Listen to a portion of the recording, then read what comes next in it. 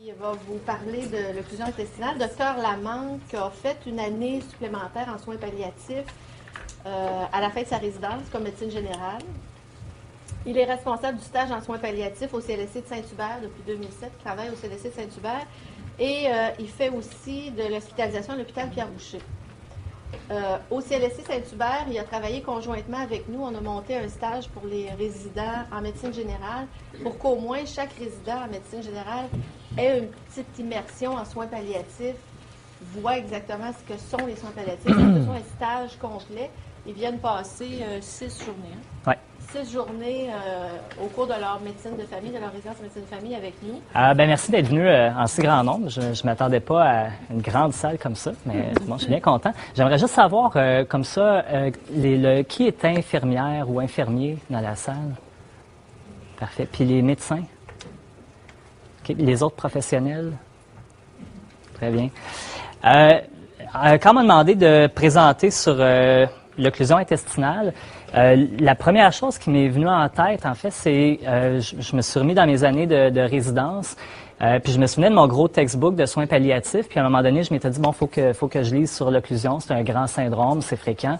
Puis dans mon gros textbook, il y avait 1 page et demie à peu près, où on parlait de l'occlusion. Puis dans ma tête, c'était, dans le fond, octréotides, corticaux. Qu'est-ce que je vais dire pendant 1 heure? Fait que je suis retourné voir la littérature, puis j'ai vu, dans le fond, qu'il y a plein de choses intéressantes, surtout dans les dernières années avec les stents. Puis j'ai décidé d'orienter ma présentation un peu, en fait, sur la physiopatho, le diagnostic, puis les modalités thérapeutiques, les différentes modalités qu'on peut utiliser chez le patient avec une occlusion. Donc, je vais commencer avec un patient qu'on a vu. On a notre clinique de gestion de symptômes à Saint-Hubert où on voit des patients qui sont atteints de cancer ou qui sont en phase palliative, mais alors qu'ils sont encore ambulants. On a un patient qui s'est présenté il y a plus qu'1 an. Puis son histoire, en fait, c'est que lui, il avait commencé à avoir différents symptômes qui étaient apparus sur quelques jours, donc de la constipation, douleur abdominale, commençait à ballonner. Puis il y avait des nausées, des vomissements qui étaient apparus par-dessus ça. Ça, c'est l'histoire qu'il nous a raconté, mais c'est l'histoire, c'est comme ça que ces symptômes ont commencé la première fois qu'il s'est présenté à l'hôpital. C'est sûr qu'on parle de l'occlusion intestinale maligne, fait que vous voyez tout de suite le tableau, mais j'aimerais savoir si vous pensez à d'autres éléments à l'histoire ou à l'examen qu'on aurait pu aller chercher pour étoffer notre dossier, ou en tout cas pour confirmer ou augmenter les probabilités que ces symptômes-là aillent avec une occlusion intestinale maligne. Qu'est-ce que vous auriez posé comme question? Ou... Excellent. Vous êtes dans le diagnostic différentiel, c'est bon, OK. D'autres éléments qui orientent vers le cancer? Des chirurgies antérieures. Est-ce que le patient a déjà eu des chirurgies antérieures? Autre chose? Ce patient-là n'a pas le diagnostic de cancer? Non, il se présente à l'urgence avec ces symptômes-là, puis on se demande quel élément pourrait orienter vers un cancer. Appétit, perte de poids. En effet, lui, il n'avait pas perdu de poids. Pardon? Exactement, le rétrécissement du calibre des selles en crayon. Il n'y avait pas ça non plus. Sang dans les selles, en effet. Histoire familiale. Mais il n'y avait pas vraiment d'autres facteurs de risque. Éventuellement, bon, il a été investigué à l'urgence, puis on a trouvé un cancer du côlon. La plaque simple, c'est pas sa plaque simple, mais ça devait ressembler à quelque chose un peu comme ça. Je vais revenir un petit peu plus tard sur ce qu'on recherche à la plaque simple chez les patients chez qui on suspecte une occlusion intestinale. Donc, l'occlusion intestinale il y a 3 grands mécanismes qui peuvent la causer. Il y a toutes les causes extrinsèques, donc à l'extérieur du tube digestif. On pense aux adhérences, aux hernies. Les patients qui ont déjà eu de la radiothérapie peuvent avoir de la fibrose ou avoir des fois un ralentissement de la motilité. Les tumeurs, puis aussi, en fait, quand on parle de carcinomatose, souvent, ça va être une compression extrinsèque au tube digestif. Il y a les causes aussi où c'est vraiment la paroi de l'intestin qui va être atteinte. Puis des fois, l'envahissement peut être fait sur plusieurs centimètres, de sorte que l'intestin va avoir de la misère, de la difficulté à se contracter. Puis c'est ça qui va causer l'occlusion en amont, mais sans qu'il y ait nécessairement une obstruction à l'intérieur ou une compression extérieure. Donc, c'est le cas, par exemple, dans les maladies inflammatoires de l'intestin, comme le colite ulcéreuse, maladie de Crohn. Puis, bon, certains cancers aussi qui vont se développer plus dans le sens de l'intestin, mais sans nécessairement envahir vers l'intérieur. Puis finalement, les causes intrinsèques, ou encore là, comme dans la plupart des cancers du côlon, où il y a vraiment une masse bourgeonnante à l'intérieur qui va venir obstruer le passage. Mais il faut penser aussi au fécalome et au corps étranger. Il y a d'autres éléments qui, sans nécessairement être des étiologies, qui peuvent augmenter le risque, ou en tout cas la symptomatologie. Les patients, par exemple, qui vont développer un iléus, encore là, on avait parlé de la radiothérapie tantôt, la constipation, qui peut être quand même assez fréquent là, chez nos patients qui reçoivent souvent des opiacés. L'édème inflammatoire, la déshydratation, ça aussi c'est important parce que souvent ça va contribuer à entretenir l'iléus ou augmenter l'occlusion.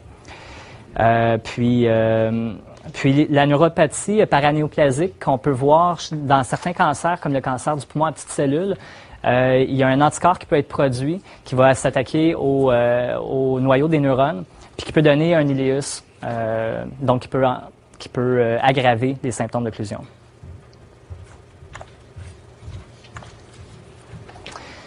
Donc, le patient qui se présente en occlusion, la majorité du temps, l'occlusion va se trouver au niveau du grêle.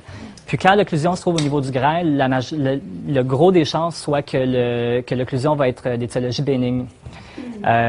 Plus rarement, l'occlusion va être plus basse, plus distale, donc au niveau du côlon. Puis à ce moment-là, c'est sûr qu'une occlusion du côlon, on doit suspecter davantage une cause néoplasique. L'occlusion peut aussi être bénigne chez un patient qui a un cancer.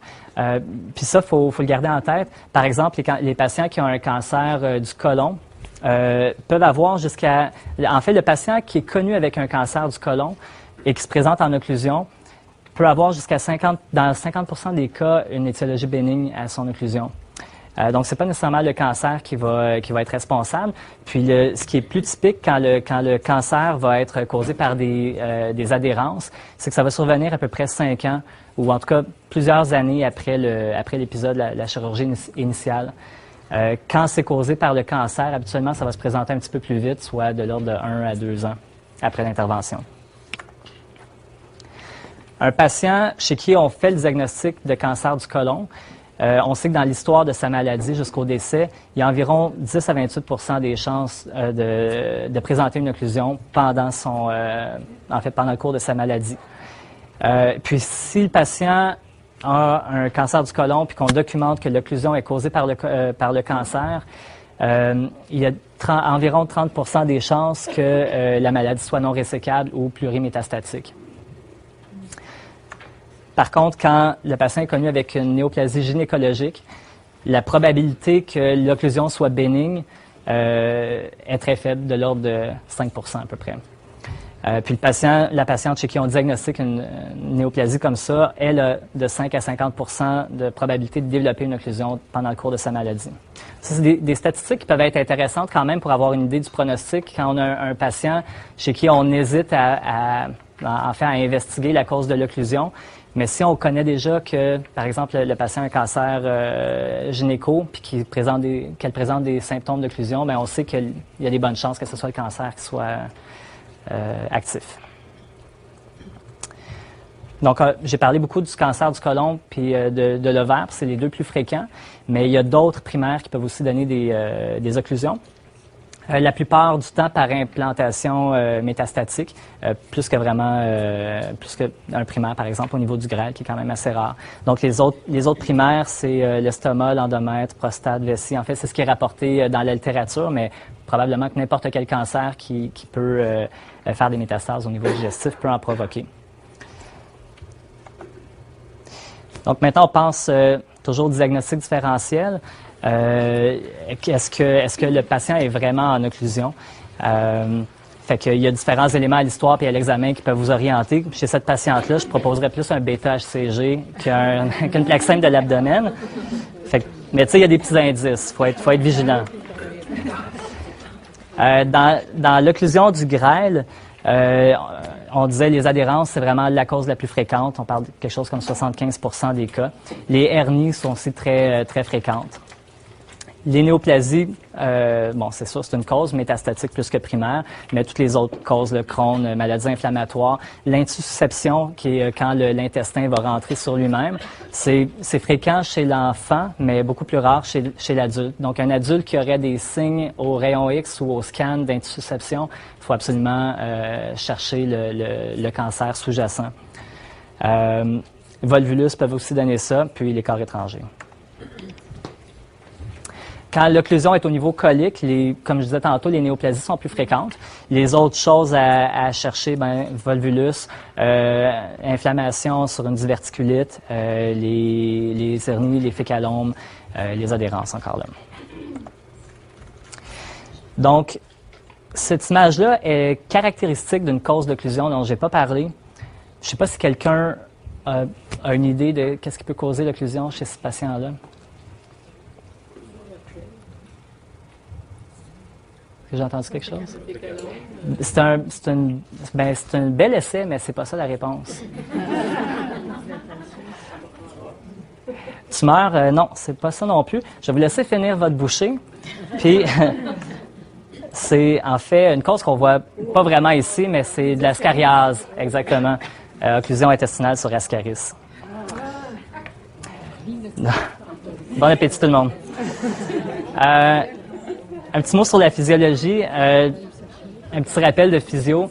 Donc, le but premier de l'intestin grêle, c'est de produire différentes sécrétions, différentes enzymes, puis composés chimiques pour faciliter l'absorption des aliments, des nutriments, en fait, le rôle premier. Il y a environ une production entre 6 et 10 litres par jour de sécrétions digestives, donc que ce soit au niveau biliaire, pancréatique, gastrique ou au niveau du grêle. Alors que la principale fonction du côlon, c'est d'être un entrepôt de sel, si on peut dire, puis de réabsorber les liquides. Puis le côlon va réabsorber entre 5 à 7 litres de liquide par jour. Donc, on voit que ça peut s'accumuler quand même assez rapidement chez le patient en occlusion. À coup de 8 litres par jour, on peut concevoir que l'intestin se distend assez rapidement. Donc, qu'est-ce qui va augmenter ou ralentir le péristaltisme physiologiquement? Il y a d'emblée un rythme spontané de l'intestin, en fait, de tout le tractus digestif. Au niveau du duodénum, la fréquence varie. En fait, la fréquence maximale habituellement va être de l'ordre de 12 contractions à l'heure. Ça, c'est dans des cas de stimulation importante, comme par exemple après avoir mangé ou lors d'une infection ou lorsque l'intestin est irrité. Plus on va en distal, en fait, puis plus cette fréquence-là est faible. Donc, au niveau de l'iléon terminal, on parle plus de l'ordre de 8 contractions à l'heure. Puis le côlon, lui, a une activité péristaltique beaucoup plus anarchique. Il va avoir des mouvements de masse où il va avoir une grosse vague péristaltique dans le côlon qui va apparaître à peu près 1 à 2 fois par jour, en général. C'est sûr que dans des conditions extrêmes, par exemple lors d'une infection virale ou une colite, ces mouvements-là peuvent être beaucoup plus fréquents. Il y a aussi différents réflexes, donc avec médiation plus neurologique qui peuvent médier, en fait, qui peuvent augmenter ou diminuer le péristaltisme. Un des réflexes, c'est le réflexe gastro-entérique. Où quand la nourriture arrive dans l'estomac distal puis dans le duodénum, il va avoir un genre de feedback positif au niveau de l'iléon terminal pour accélérer le transit. Donc, ça va faire de la place dans le grêle pour permettre à la nouvelle nourriture d'arriver. Puis, à l'inverse, il y a le réflexe entérogastrique qui fait l'inverse. Quand la nourriture arrive au niveau du duodénum, il va avoir un feedback négatif au niveau de l'estomac pour que l'estomac ralentisse un peu la cadence, permettre au grêle de faire sa réabsorption, d'absorber le maximum de nutriments. Dans les autres déterminants du péristaltisme, une distension intestinale va d'emblée provoquer un réflexe, si on veut, de contraction. Il y a différentes hormones aussi, comme l'insuline, la sérotonine, qui vont augmenter le péristaltisme, d'autres hormones qui vont avoir plus un effet inverse, comme la sécrétine. Puis, mais bon, en fait, c'est très complexe, puis je ne vais pas rentrer dans tous les détails. De toute façon, c'est plus ou moins pertinent dans notre clinique, mais juste savoir quand même qu'il y a beaucoup de médiateurs chimiques impliqués. Puis les irritants, comme je le mentionnais. Maintenant, qu'est-ce qui augmente la sécrétion intestinale? Ça se ressemble beaucoup, en fait. La distension intestinale va avoir cet effet-là. Les irritants, puis encore là, il y a beaucoup de médiateurs hormonaux. Donc, je vais vous présenter un tableau qui a été publié par l'équipe de Ripamonti, que je trouve intéressant parce il fait vraiment la relation entre la physiologie et les symptômes. Les principaux symptômes qu'on voit chez le patient en occlusion, donc les douleurs abdominales qui sont plus continues, mais il y a aussi des douleurs qui viennent sous forme de crampes, puis les nausées, vomissements. Donc, à partir du moment où il y a une occlusion de l'intestin, il va y avoir une augmentation du contenu endoluminal en amont de la lésion, qui va causer une augmentation de la distension intestinale. Et cette augmentation-là, en elle-même, va donner une douleur qui va avoir un aspect plus continu. Par contre, comme on l'a vu, la distension va aussi augmenter le péristaltisme. Donc, le patient va avoir aussi des douleurs qui sont plus sous forme de crampes, qui sont causées par l'augmentation du péristaltisme. Maintenant, l'augmentation de la distension va naturellement augmenter la surface de contact. Plus de contact, donc plus de sécrétion. Et puis, donc, ça va faire une accumulation de liquide qui va donner le goût au patient de les vomir ou donner des nausées, en tout cas. Puis finalement, le fait d'être distendu de façon prolongée va amener une cascade inflammatoire avec différents médiateurs comme les prostaglandines, le peptide vasoactif intestinal, qui va donc, par l'inflammation, augmenter encore plus les sécrétions, puis augmenter encore plus les symptômes. Donc, quels sont les symptômes de l'occlusion intestinale? Ça va varier selon le site de l'occlusion. C'est sûr qu'une occlusion plus haute au niveau de l'estomac ou estomac distal ou au niveau du duodénum va pas donner une très, très grande distension abdominale. Des fois, on peut voir un certain ballonnement haut, mais ça va être beaucoup moins impressionnant, par exemple, que les patients qui ont une occlusion au niveau du côlon. Les principaux symptômes de ces patients-là, ça va être des vomissements, souvent après avoir mangé ou si ça arrive si ça arrive beaucoup plus tard que le repas, ça va être de la nourriture non digérée. C'est des patients qui peuvent continuer d'avoir des selles. L'aspect des selles va souvent être plus pâle si l'occlusion est un peu en bas de l'ampoule de Vater, ou en tout cas si les sécrétions biliaires sont bloquées par l'occlusion. Puis c'est des patients qui vont souvent avoir moins de douleur. Ils vont plus se rapporter comme un inconfort haut.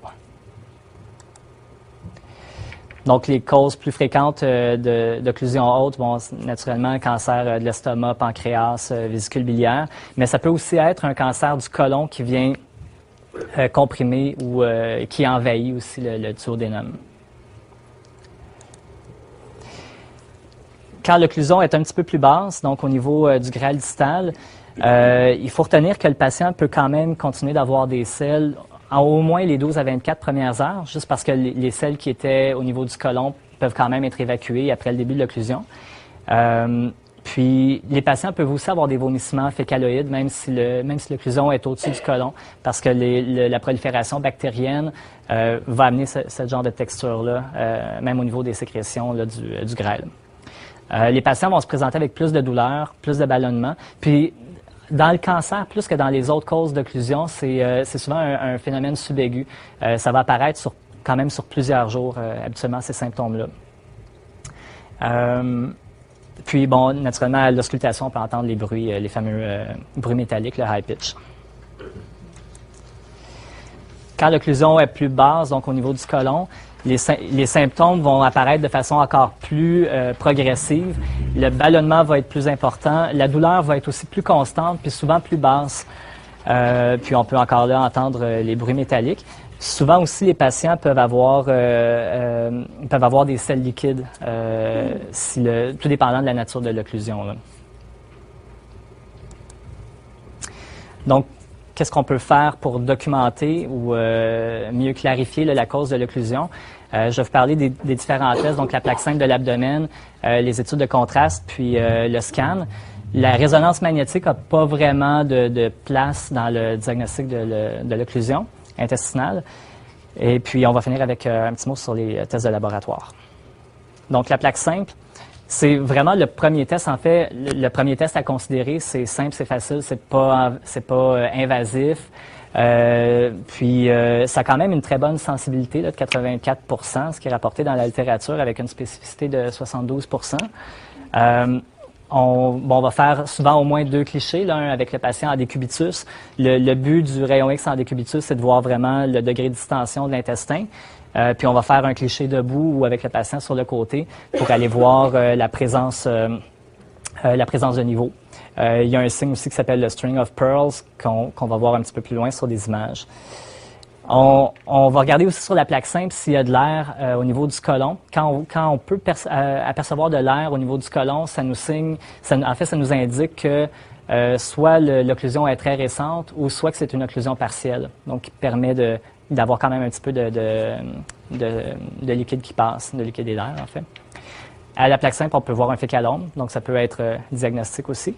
Puis, certains signes de souffrance là, qu'on peut apercevoir. C'est un peu moins quand même sensible et spécifique pour les signes de souffrance que le scan.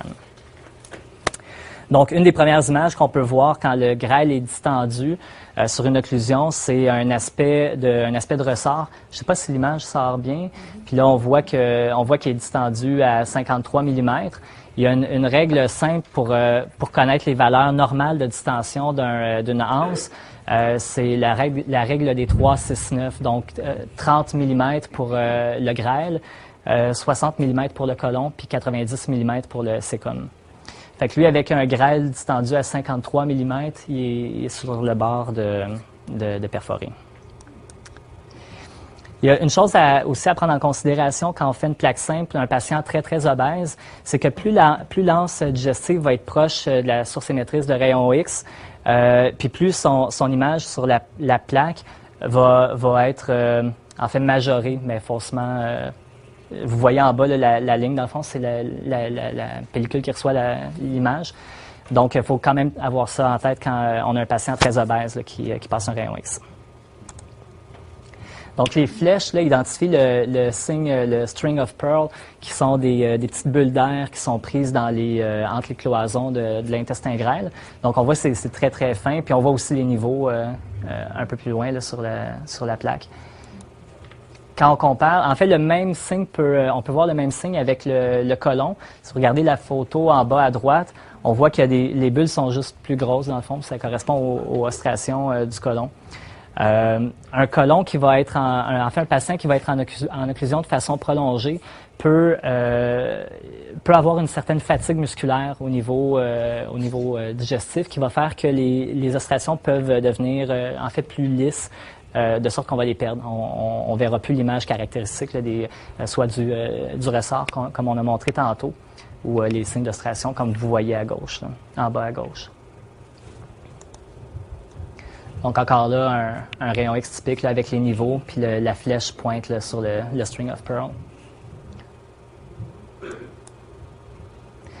Ici, on voit que le côlon descendant se confond un petit peu avec le restant de l'image. On ne voit pas vraiment d'air dedans. Ça peut être un autre signe. Puis, en fait, à la droite du patient, on voit que le sécum est distendu à 101 mm.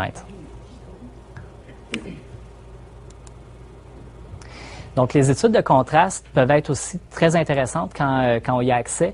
Une excellente sensibilité puis spécificité. Il faut quand même que le patient reçoive du gastrographin, qui est un produit de contraste hydrosoluble.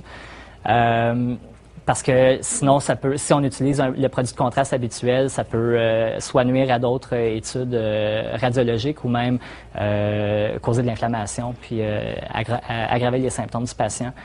Il y a plusieurs case report qui disent que l'utilisation du gastrographin peut même aider à débloquer un intestin bloqué. Ça semble fonctionner surtout pour les occlusions partielles. Puis, par contre, les études, il y a même une étude de Cochrane qui montrait que ça diminuait pas le nombre d'interventions chirurgicales.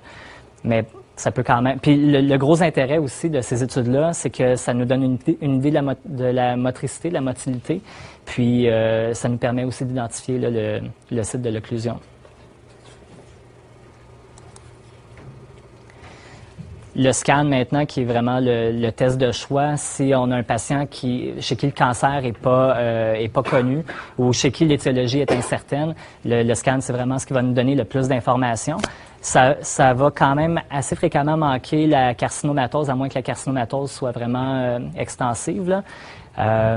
Mais ça c'est très bon donc pour avoir une meilleure idée de l'étiologie, puis le site d'occlusion aussi, puis ça va documenter mieux les signes de souffrance.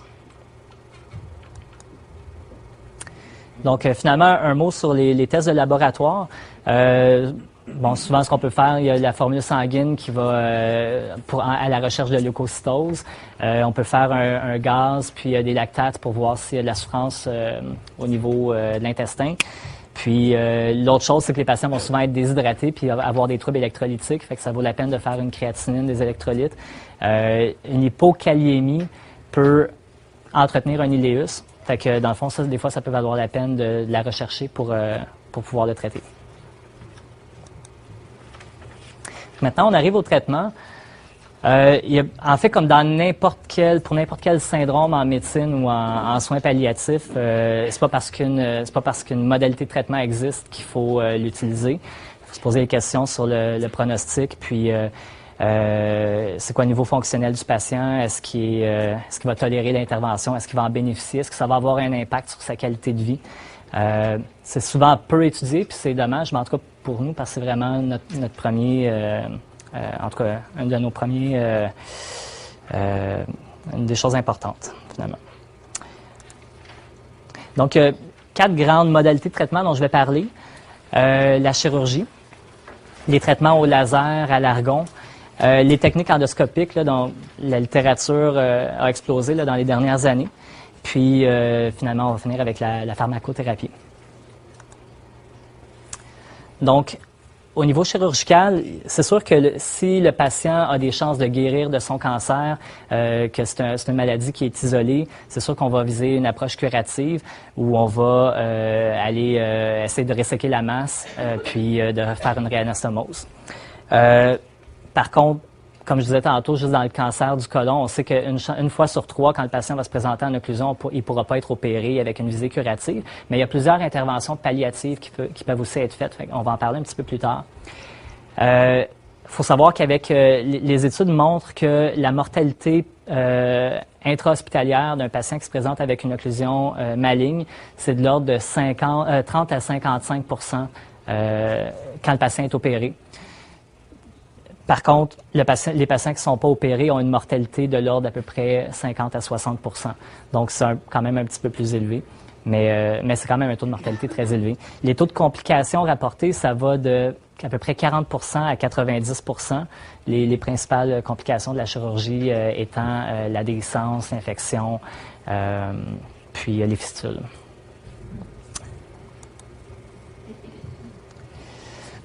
Donc, les choses peut-être à aller chercher ou à questionner ou à documenter avant de référer le patient en chirurgie. Puis d'ailleurs, c'est ce que les chirurgiens vont aussi évaluer avant d'opérer le patient. C'est est-ce que le patient est porteur de plusieurs facteurs de mauvais pronostic, donc sont énumérés ici. C'est sûr que si le patient a plusieurs sites d'occlusion ou de la carcinomatose ou des masses intra-abdominales, quand même qu'on ait enlevé la cause d'occlusion aujourd'hui, il peut rebloquer demain à 30 cm plus loin, donc ça vaut moins la peine. Les éléments qui touchent plus au pronostic, c'est les patients qui ont des métastases à distance, un épanchement pleural, patient qui est déjà dénutri. Ou un patient chez qui on a documenté un cancer récemment puis qui est déjà rendu en occlusion, ça nous donne une idée que le cancer est plus agressif. Fait que ça aussi, c'est un critère de mauvais pronostic. Un âge supérieur à 63 ans, Qu'est-ce qu'il y avait aussi? L'augmentation du temps de transit intestinal, en fait, c'est que c'est un signe indirect de carcinomatose. Donc, le patient chez qui on fait une étude de contraste, puis chez qui on peut documenter ça, même si on ne le voit pas au scan, on peut se douter qu'éventuellement, même si on enlève la tumeur, dans les semaines ou les mois qui suivent, le patient va retomber en occlusion. Donc, les options chirurgicales, comme je mentionnais, la résection primaire avec anastomose, c'est vraiment ce qu'on essaye de faire quand on peut, parce qu'à ce moment-là, il y a des chances de guérison. Par contre, quand la masse est trop volumineuse, trop bien ancrée ou mal placée, puis donc inopérable, mais qu'on a un bon morceau d'intestin un petit peu plus loin, ce que les chirurgiens peuvent faire, c'est une dérivation. Donc, l'exemple, c'est la gastrogéginostomie. Si par contre, la dérivation est impossible, quasiment dernier recours, ce qu'on peut faire, c'est juste faire une stomie à la peau pour au moins permettre aux patients de ne pas trop accumuler de liquide en amont de la lésion. Et puis, finalement, on peut aussi faire une gastrostomie juste de décompression pour permettre aux patients d'avoir un apport per-os liquide, puis quand même assez minimal. La gastrostomie, c'est quand même une intervention qui peut être intéressante parce que c'est peu invasif.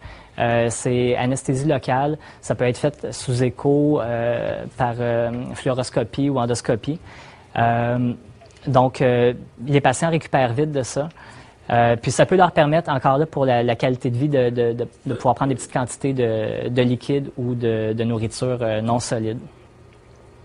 C'est sûr que ça prend un patient qui a quand même un pronostic acceptable à court terme.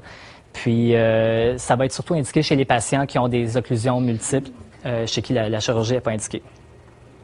Dans la littérature, c'est rapporté qu'une acide importante est une contre-indication, mais il y a des auteurs aussi qui mentionnent que, dans le fond, si on fait une ponction d'acide avant l'intervention, c'est quelque chose qui peut se faire.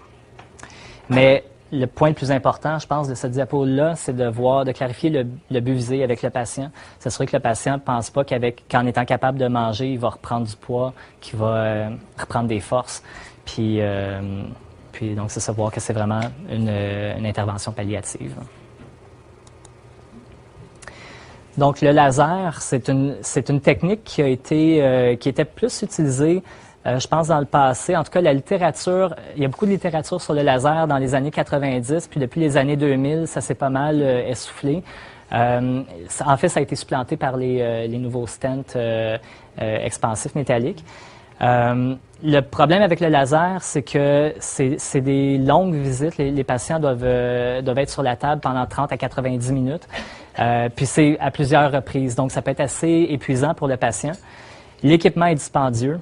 Puis le taux de succès, c'est ça, dans la littérature, ce qui est rapporté, de l'ordre de 50% pour une bonne réponse, puis environ 10% des patients qui n'ont aucune réponse avec le laser.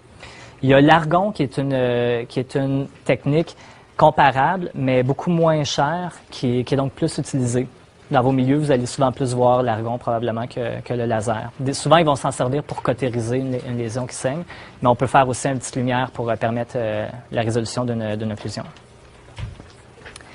Donc, la nouvelle approche avec les stents digestifs. Donc, en fait, le premier stent qui a été installé, qui est rapporté dans la littérature, c'est 1885. Mais après ça, il y a eu un gros gap jusqu'aux années 2000.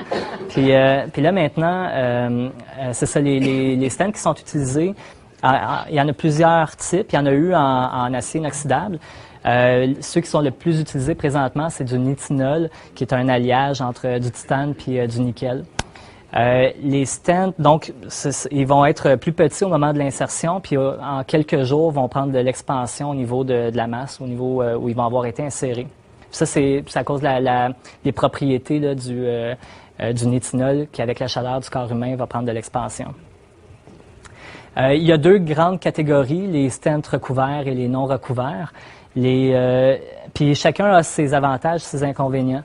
Les stents recouverts, ils vont avoir souvent une couche de silicone à l'intérieur ou de polyuréthane, où il y a différents matériaux. Mais le but de recouvrir l'intérieur du stent, c'est d'éviter que le cancer aille l'obstruer, en fait. Donc, ce qu'on va voir comme avantage avec les recouverts, c'est qu'il va y avoir beaucoup moins de réintervention à cause d'envahissement du stent par le cancer.